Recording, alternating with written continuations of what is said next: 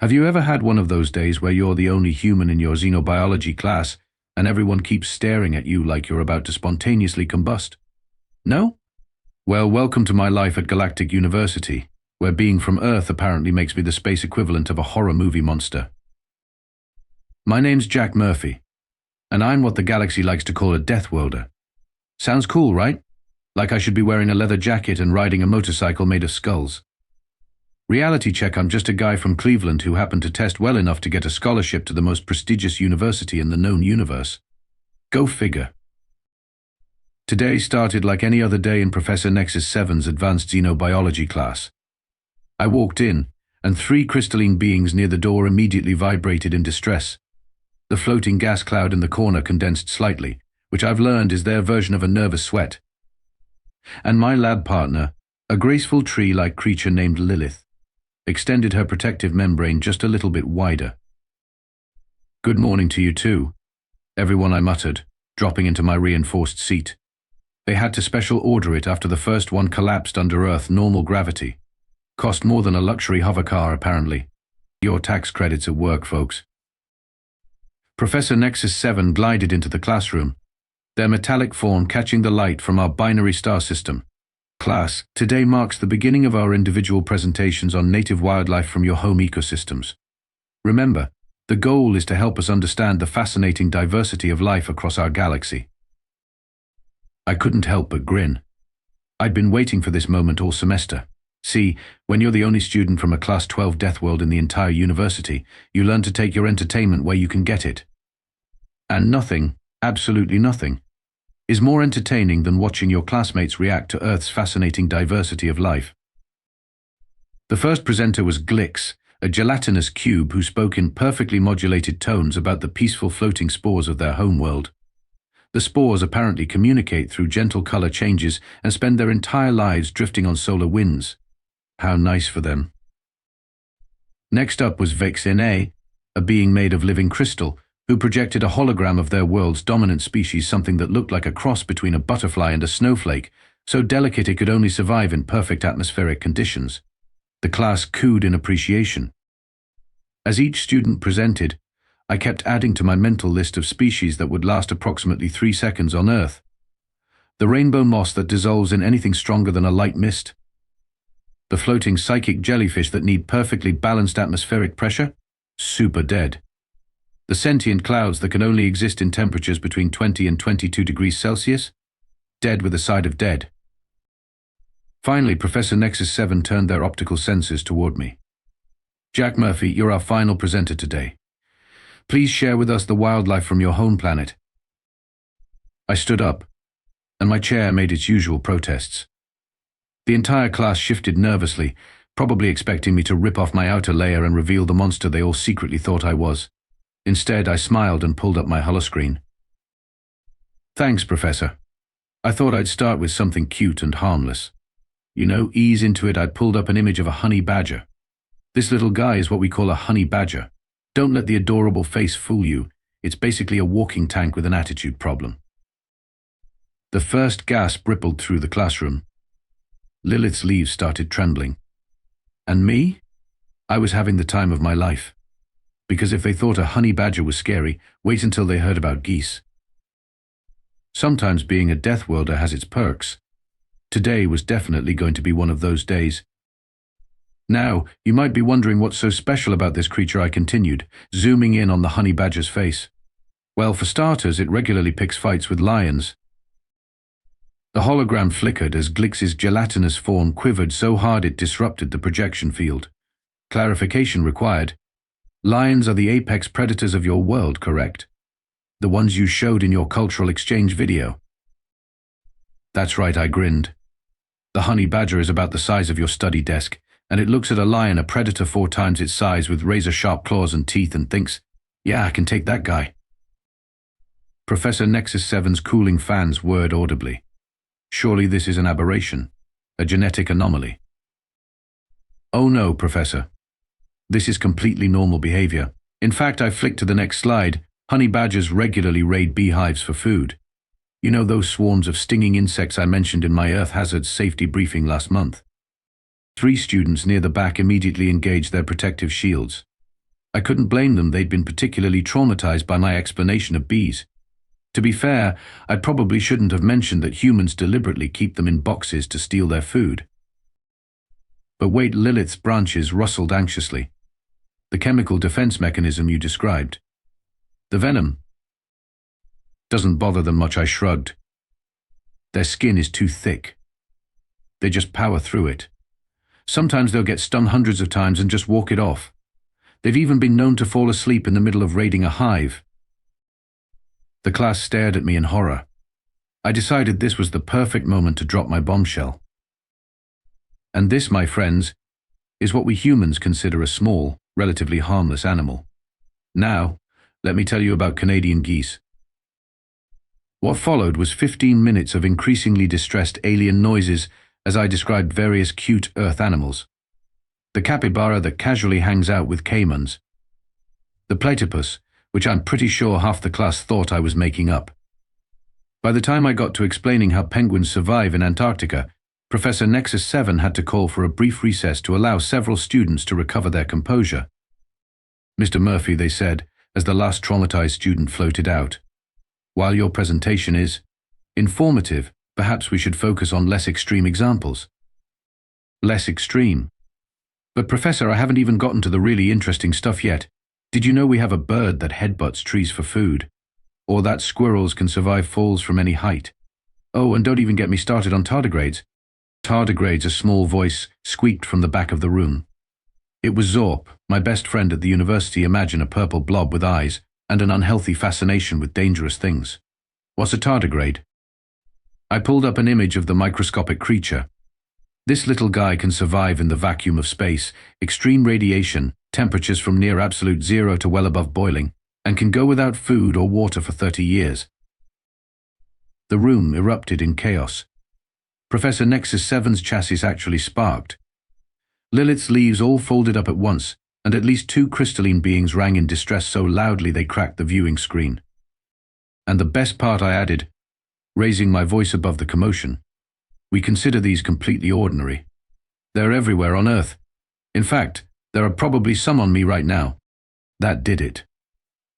The classroom emptied in record time, leaving just me, an unconscious professor, and an absolutely delighted Zorp, who was bouncing excitedly. Jack, do you have any more Earth stories? Please tell me you have more Earth stories. I patted my friend's gelatinous surface. Zorp, buddy, you have no idea. Want to grab lunch? I can tell you about this little thing we call a platypus while we eat. As we headed to the cafeteria, I couldn't help but notice the wide berth other students gave us in the hallway. Well, gave me specifically. Zorp they just ignored, probably assuming they were under some kind of Deathworld and mind control.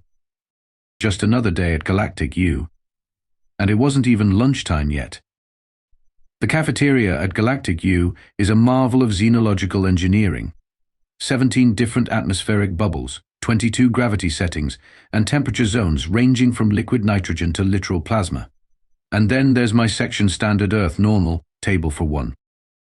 Well, table for 2 now that Zorp had decided to be my designated audience. They were currently watching me eat with what I can only describe as horrified fascination. You just bite it, with those calcium-based protrusions in your mouth, and then your internal acids dissolve it. I swallowed my burger. That's generally how eating works. Yeah. Though this synthetic stuff isn't quite the same as real beef. Still better than the time they tried to make me a salad and somehow included rocks. They were mineral supplements, called out the lunch lady, a robotic arm extending from the ceiling to shake disapprovingly at me. They were gravel, Betty, and we both know it. Our conversation was interrupted by a growing crowd of students hovering at what they probably considered a safe distance. Word of my presentation had spread fast. I could hear them whispering. Did you hear about the creatures from his world? I heard they eat poison for fun. Someone said they deliberately expose themselves to radiation for cosmetic purposes. That's nothing, apparently. They let their young play with miniature apex predators. They call them kittens. I sighed and turned to address the crowd. First off, it's not poison, it's capsaicin, and yes, we do eat it for fun. Second, that radiation thing is called tanning and it's perfectly safe in moderation. and cats are domesticated, which means, you know what? Here. I pulled up my sleeve to show the fresh scratches from playing with my cat before leaving Earth. See? Totally harmless. Just some light tissue damage. The crowd recoiled in horror. Someone fainted. Zorp, however, moved closer. Your protective layer was breached, and you survived. Without medical intervention. We call it skin. And yeah, it heals on its own. Watch this. I picked up my steaming hot coffee and took a long sip. This is about 60 degrees Celsius. Perfectly fine. It got their attention. A crystalline being near the front actually cracked slightly. But the protein degradation, the cellular damage, a floating gas cloud struggled to form the words. Oh, that's nothing. You should see what humans drink for fun. There's this thing called extra hot sauce. Before I could finish, the cafeteria doors burst open. Crick's towel, the closest thing our school had to a bully, which is pretty impressive for someone who looks like a sparkly dandelion, floated in. Murphy, you dare spread these outrageous tales about your supposed death world. I took another sip of my coffee, maintaining eye contact. They're not tales, Crick's towel, just everyday Earth stuff. Would you like to hear about what we call parkour? In retrospect, maybe I shouldn't have pushed it. But come on, when a sparkly dandelion tries to intimidate you, what else are you supposed to do? Crick's towel's spores flared with indignation. You expect us to believe that your species intentionally jumps between structures for recreation, that you regularly consume temperatures hot enough to denature proteins, that you allow venomous arthropods to construct dwellings near your young. First, parkour is awesome. Second, yes to the hot food. And third, spiders are free pest control. I challenge you, Jack Murphy. Crick's towel's voice resonated through their crystalline structure. If your species is truly as resilient as you claim, prove it. The cafeteria fell silent. Even Betty's robotic arm stopped mid-wipe. What exactly did you have in mind? I asked, finishing my coffee. A series of trials.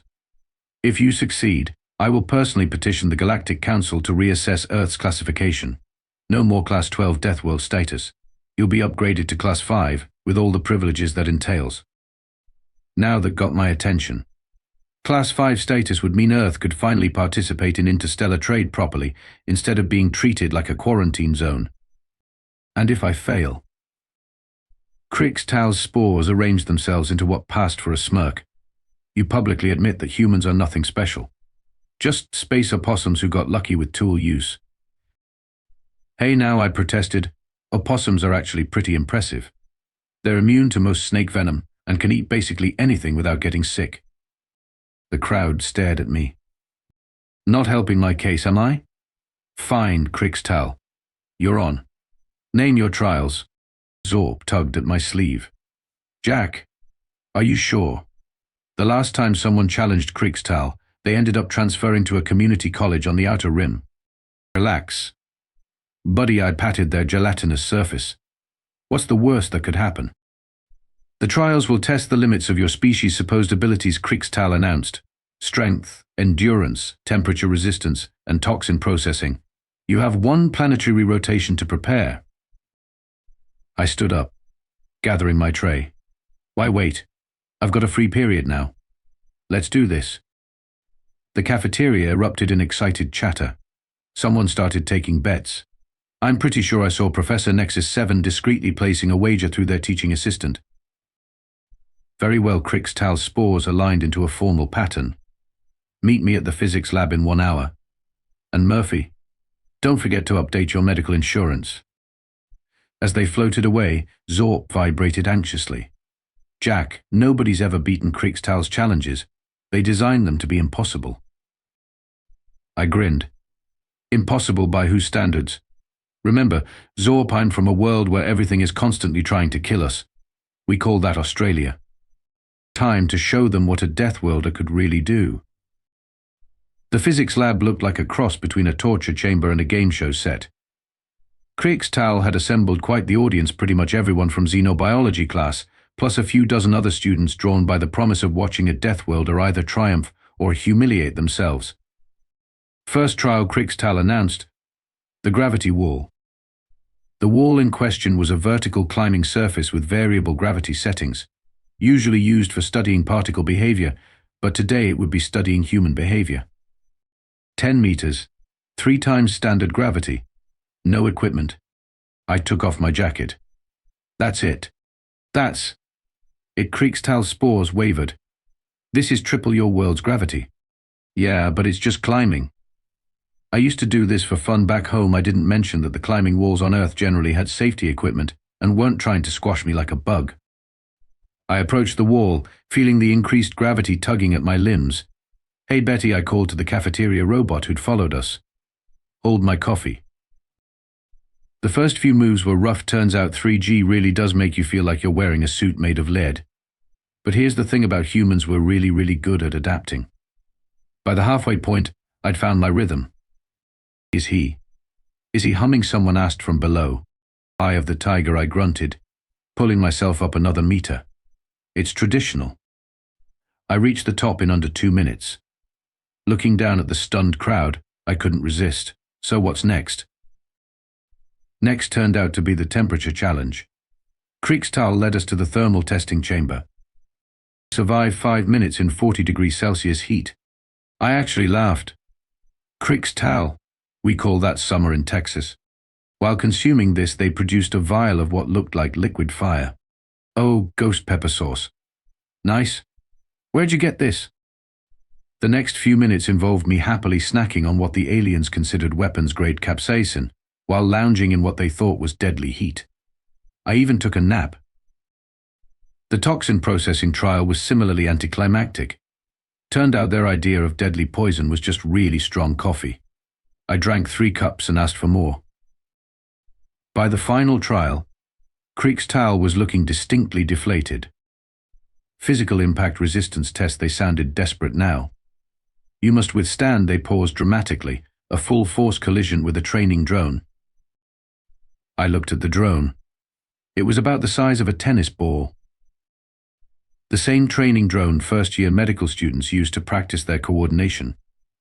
"It's very dense," Kriegstahl protested. I held out my arm. "Hit me."